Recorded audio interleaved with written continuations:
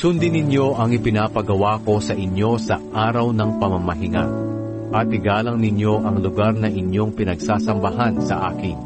Ako ang Panginoon. Huwag kayong sasangguni sa mga espiritistang nakikipag-usap sa kaluluwa ng mga patay, dahil kapag ginawa ninyo ito, ituturing kayo na marumi. Ako ang Panginoon na inyong Diyos. Igalang ninyo ang matatanda. Igalang niyo ako na inyong Diyos. Ako ang Panginoon. Huwag ninyong aapihin ang mga dayuhang naninirahang kasama ninyo. Ituring ninyo silang gaya ng inyong mga kababayan, at ibigin ninyo sila gaya ng sa inyong sarili, dahil kayo rin noon ay naging mga dayuhan sa Ehipto. Ako ang Panginoon na inyong Diyos. Huwag kayong mandadaya sa inyong pagtitimbang, pagsukat at pagtatakat. Gamitin ninyo ang tamang timbangan, sukatan o takalan.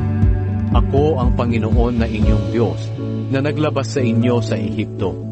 Sundin ninyo ang lahat ng tuntunin at utos ko. Ako ang Panginoon.